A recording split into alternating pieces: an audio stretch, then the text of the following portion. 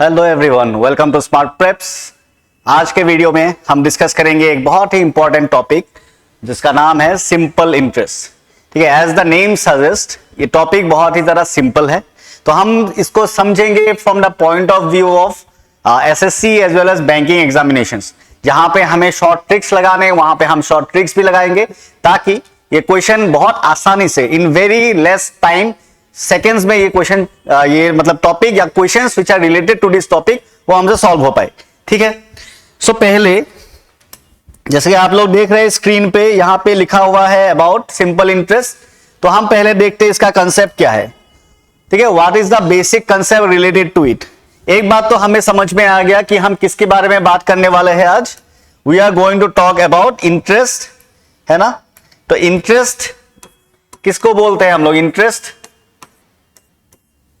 जब हम कोई चीज लोन पे लेते हैं, वो चाहे कार लोन हो या फिर टू व्हीलर लोन हो या पर्सनल लोन हो या फिर होम लोन हो, जिस भी तरीके का लोन होता है उस पे हमें क्या देना पड़ता है? इंटरेस्ट देना पड़ता है, right. So whatever we take in the form of a loan we have to return that amount of money along with the interest. मतलब मान लो कि हमने लोन जिस अमाउंट को लिया है उसको बोलते हैं प्रिंसिपल, जो शॉर्ट में हम लिखते हैं पी।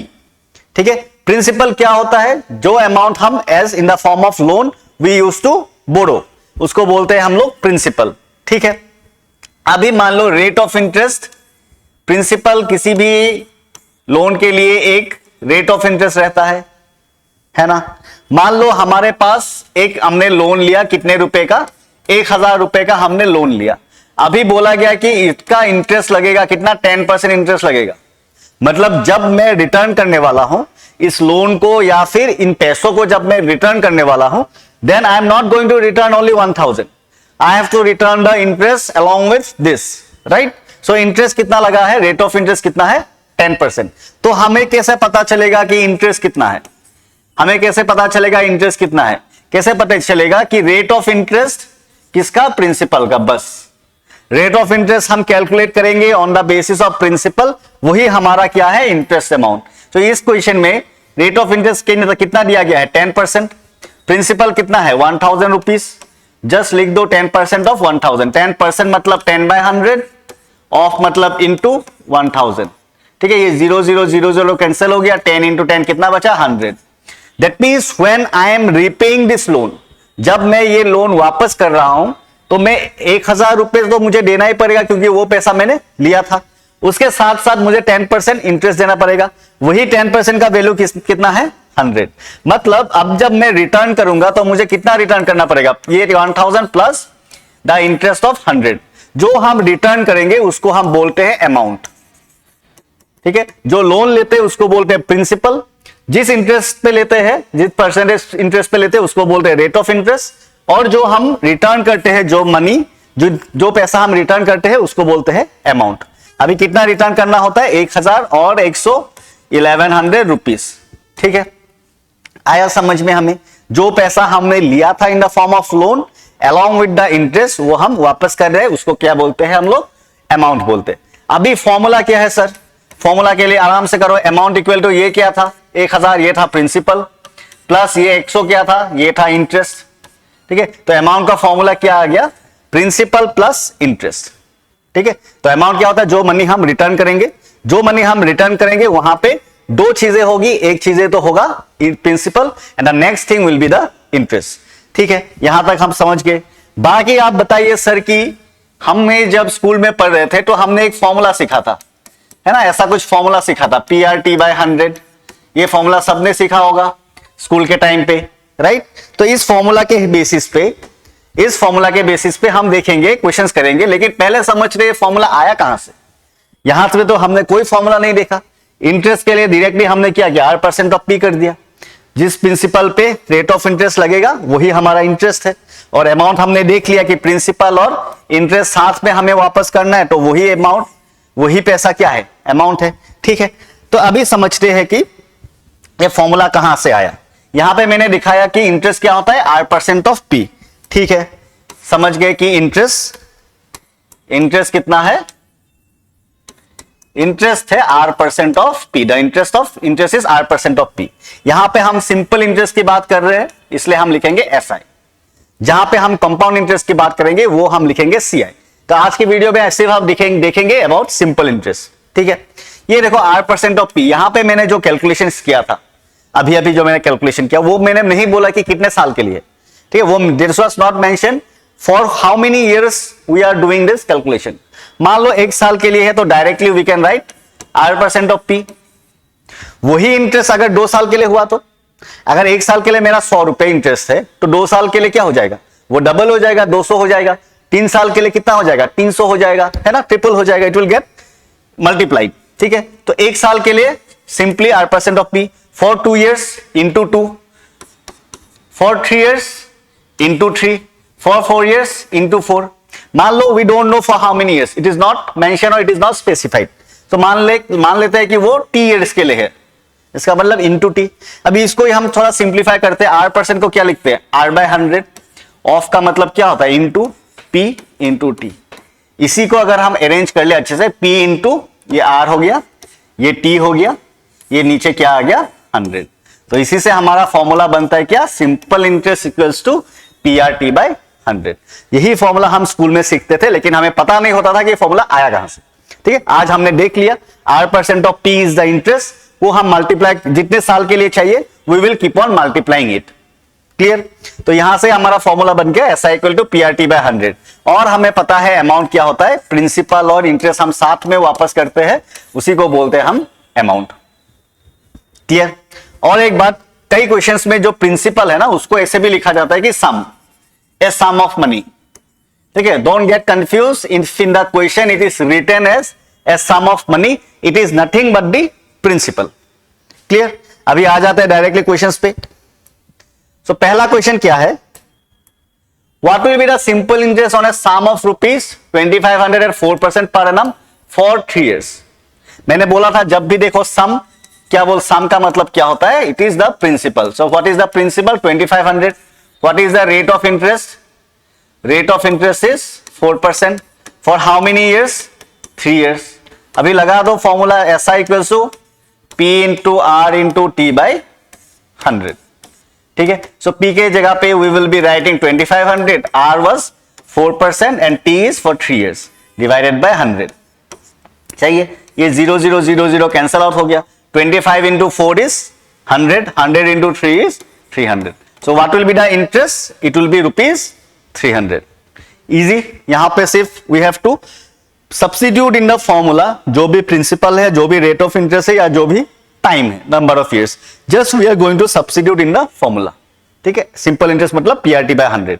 कहां से आया PRT/100, I have already show you कि SI equals to R% of P, जो जितने साल के लिए होगा उतने साल के लिए हम मल्टीप्लाई करेंगे। यहां पे 3 साल के लिए था इसलिए इंटू 3, बस इतनी सी बात है।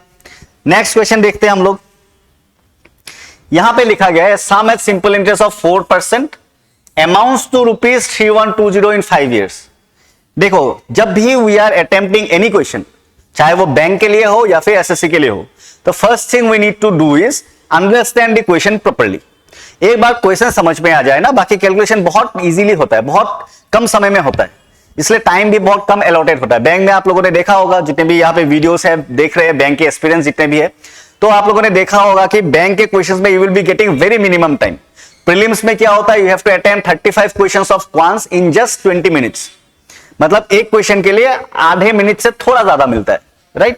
सो यहां पे भी हम एक बार देख लेते हैं कि ये क्वेश्चन भी हम जल्दी से कैसे करेंगे। उसके लिए पहले क्वेश्चन को समझना होगा। ए सम एट सिंपल इंटरेस्ट, ये तो हमें पता चल गया, ये क्या दिया गया है, rate of interest. Amounts to ₹3120, मतलब ये 3120 ये क्या है, अमाउंट है।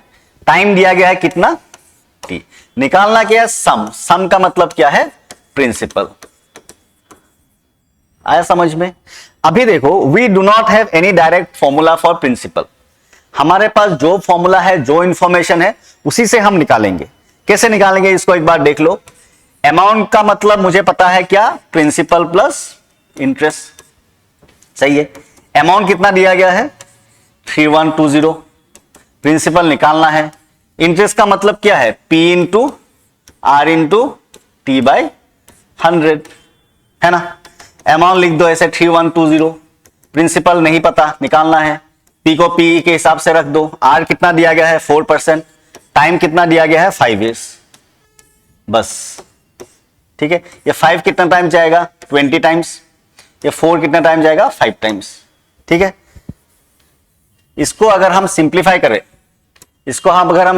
करें, ये कितना आ जाएगा 3120 equals to p plus p by 5, ठीक है, equals to p plus p by 5। इसको फर्दर सिंप्लीफाई करेंगे ऐसे 3120, ये 5 एलसीएम आ गया, ऊपर 5p plus 5p by 5 6p हो गया, ठीक है। 6 को इसके साथ कैंसिल करेंगे, 6 5 30, 6 2 12 0, ठीक है। तो कितना आ गया, ये 5 और 5 कैंसिल हो गया, p इक्वल टू कितना आया ₹520, ठीक है। सॉरी ये 5 वाला वहां पे था, नीचे था, 520 नहीं होगा, ये p बाई 5 था ना, तो ये आ गया 6p बाई 5, 6 इसके साथ कैंसिल हो गया, अभी p कितना होगा 520 into 5, so 520 into 5, 5 into 0 0, 5 2 10 0 1, 5 5 25, 2600 is our answer, ठीक है। आया समझ में?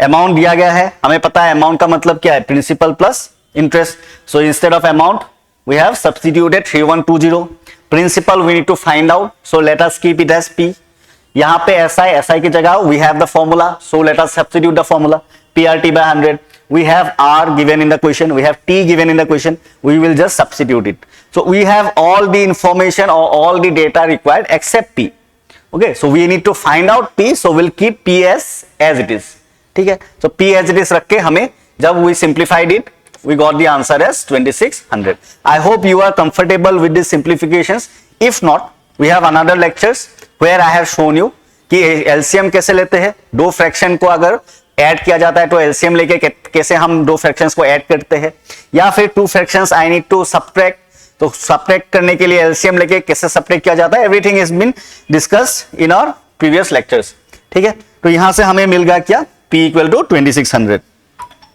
नेक्स्ट देखते हैं next question, an amount doubles itself on simple interest in 4 years, what is the percent per annum rate of interest. यहां पे देखो in this question the information is very limited, बहुत कम इंफॉर्मेशन दिया गया है, एक ही हमारे पास टू द पॉइंट इंफॉर्मेशन है वो की नंबर ऑफ इयर्स t 4 साल, बाकी यहां पे ना प्रिंसिपल है, ना अमाउंट है, ना इंटरेस्ट है और ना ही rate of interest, nothing is given.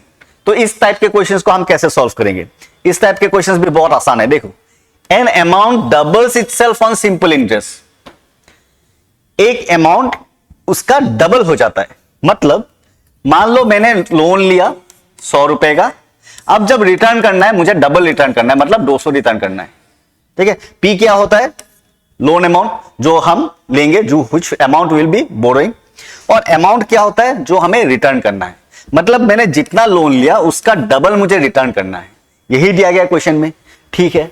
तो हम लोग ऐसे देखते हैं इसको, सपोज प्रिंसिपल है, suppose the principal is P, so what is the amount, double हो जाता है 2P, क्लियर। प्रिंसिपल अगर P है मतलब हमें रिटर्न करना है 2P। अब देखो हमें ये फॉर्मूला तो पता था, amount equal to P plus SI, yes और no, I have already mention about this formula. अभी देखो इस P को हम क्या ऐसे लिख सकते हैं, इन दिस फॉर्म क्या होगा, P plus SI, P plus P मिलके कितना होता है 2P, ठीक है। तो अभी ये फॉर्म देखो, अमाउंट प्रिंसिपल प्लस इंटरेस्ट, मतलब अगर ये अमाउंट है, ये अगर प्रिंसिपल है तो ये P क्या है, ये P है इंटरेस्ट, ठीक है। मतलब प्रिंसिपल अगर P है, अगर 100 रुपए, ये थोड़ा प्रैक्टिकली सोचो, 100 रुपए मैंने लोन लिया, अभी मैं वापस कर रहा हूं 200, कैसे 200 हो गया, मुझे तो 100 रुपए देने थे, नहीं, लेकिन साथ में क्या आ गया, इंटरेस्ट आ गया, मतलब अगर मैं 200 दे रहा हूं, 200 में से 100 रुपए जो मैंने उधार लिए थे और 100 रुपए क्या हो गया, इंटरेस्ट आ गया, इसलिए प्रिंसिपल और इंटरेस्ट दोनों सेम हो गया।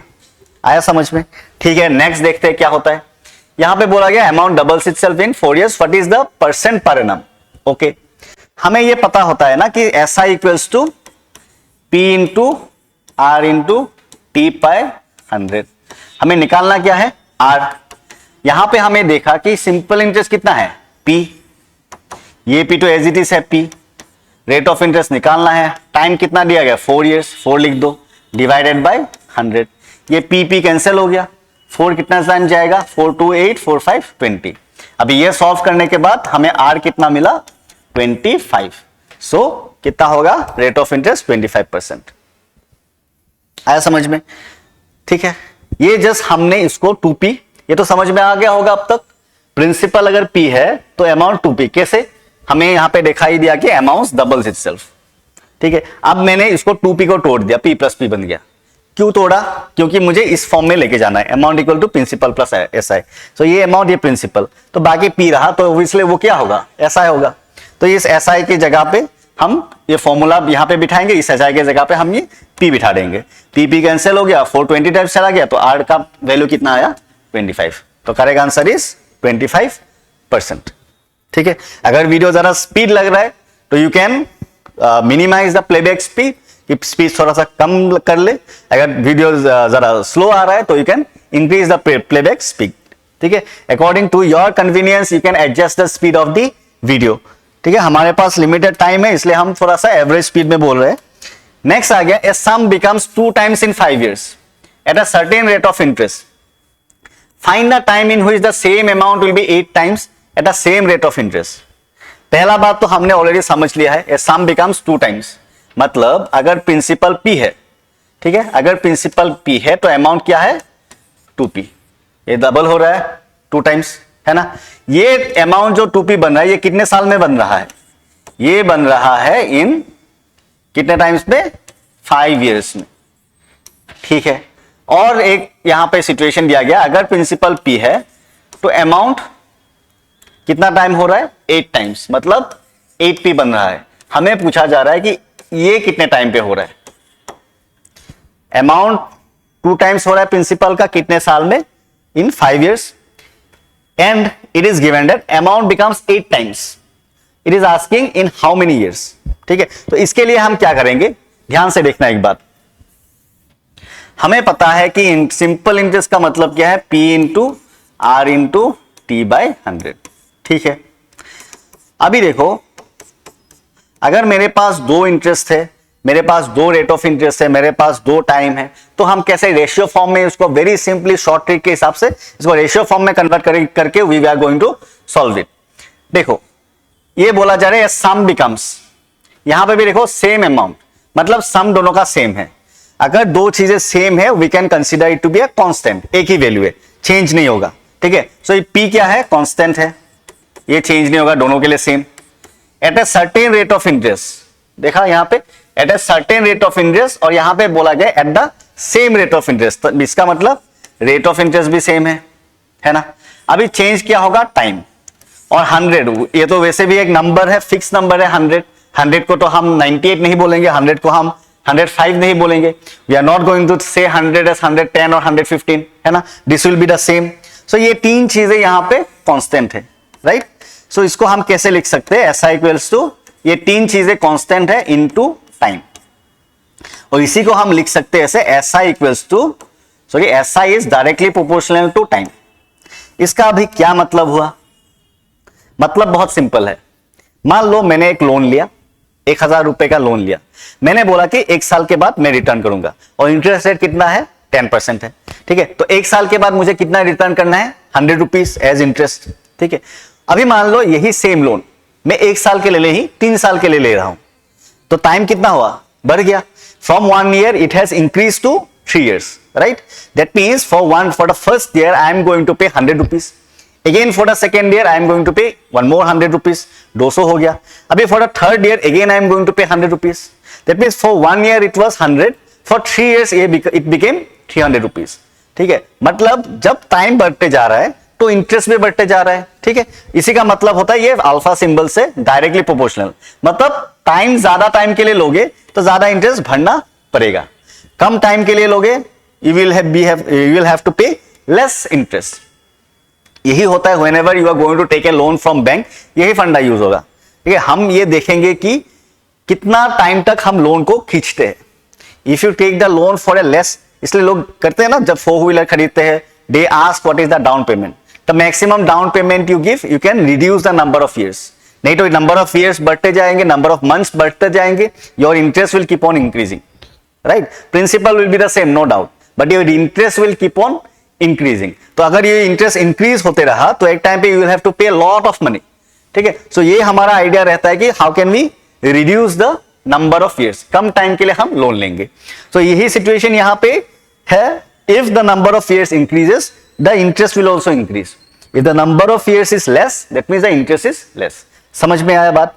अभी इसी को हम लिखेंगे in the ratio form, SI and SI is simple interest is directly proportional to T। इसका मतलब क्या हुआ कि अगर मेरे पास दो इंटरेस्ट है SI1 and SI2, it will be equal to what? T1 by T2। आया समझ में? SI1 by SI2 will be equal to T1 by T2। कहां से आया? ये डायरेक्टली प्रोपोर्शनल है, तो इसको हम अगर रेशियो फॉर्म में कन्वर्ट कर दे तो डायरेक्टली ये रेशियो हो जाएगा। ये सब समझने की चीजें नहीं है, समझने की चीज सिर्फ ये है, SI1 by SI2 will be equal to T1 by T2। हो गया, ये याद हो गया अभी दिमाग में, इसको आराम से परमानेंटली बिठा दो कि SI1 by SI2 equal to T1 by T2। अभी आते हैं क्वेश्चन पे।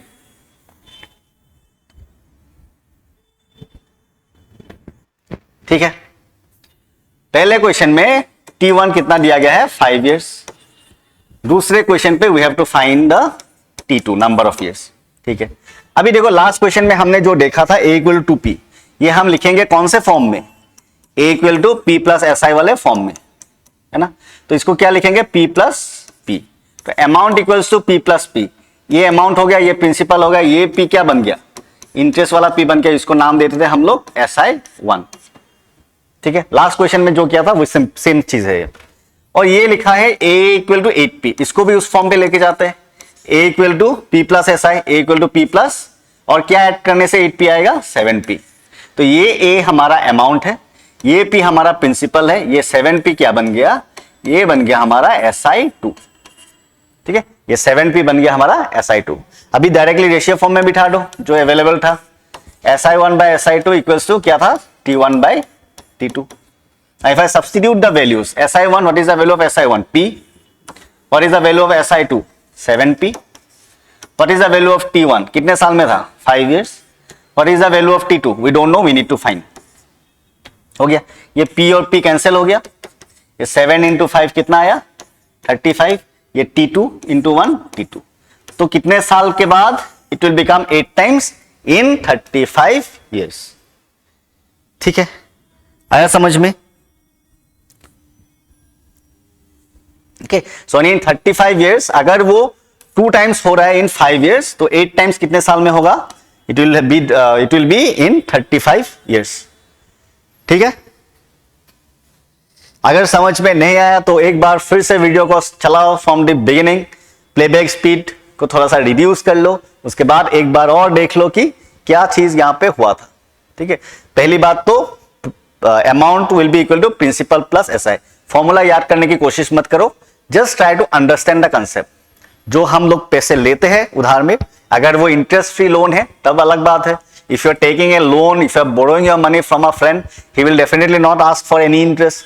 लेकिन if you are borrowing the money from a money lender और from a bank, you will have to pay a certain rate, मतलब सर्टेन अमाउंट एज इंटरेस्ट। तो जो भरोगे, जो लोन लिया था, जो बोरो किया था, उससे ज्यादा भरना पड़ेगा। ज्यादा क्यों हो जाता है? क्योंकि इंटरेस्ट ऐड हो जाता है। ठीक है, तो वहीं से हमें पता चला कि जो वापस करना है, प्रिंसिपल तो करना ही है, साथ में इंटरेस्ट भी करना है। वहीं से हमारा फॉर्मूला बन के आता है A equal to P plus simple interest. सही है, अब ये वाले जो चीजें हमने की थी, ये directly we follow the question.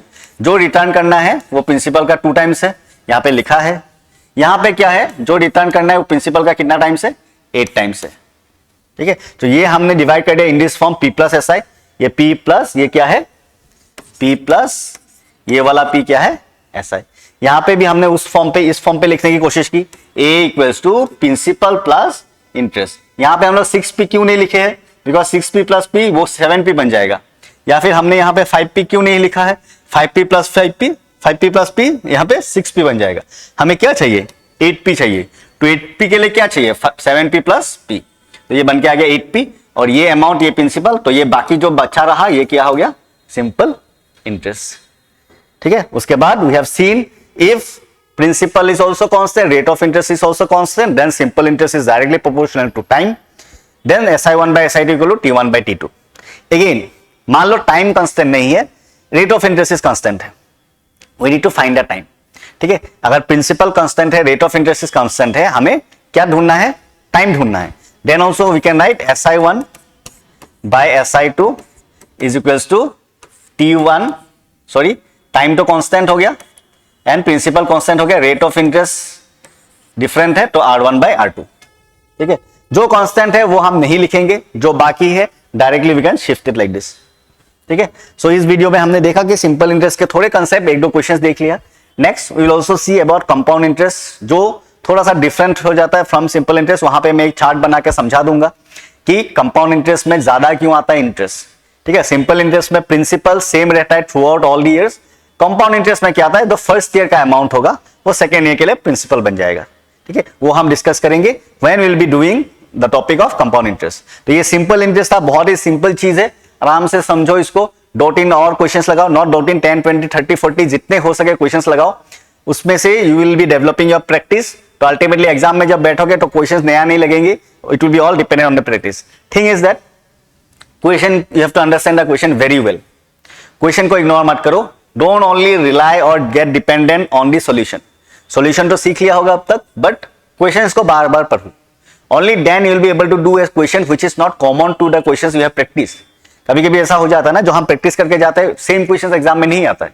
ठीक है, और हम नर्वस हो जाते हैं. वो क्यों होता है? Because we don't read the question. ठीक है, we don't understand the question. हम सॉल्यूशन के ऊपर डिपेंडेंट होते हैं. तो आप लोग क्या करना, क्वेश्चंस को बार बार पढ़ो. ठीक है, बार बार पढ़ने के बाद सॉल्यूशन देखो कि ये क्वेश्चन में ये बोला गया था, इसलिए ये स्टेप हमने सॉल्यूशन पे लिखा है. ठीक है, तो once you have mastered the art of reading and comprehending the question, you will definitely be able to do whatever question is thrown out to you. Okay, we will not be surprised when you are going to sit in the examination hall. We are not going to get surprised by the questions. It will be very common to us because we have now mastered the art of reading and comprehending the question. Okay, so question is very important. Please read the question again and again. Okay, I hope you like the video. We will be coming on more videos like this. Till then, keep watching. Take care. Thank you. Jai Hind.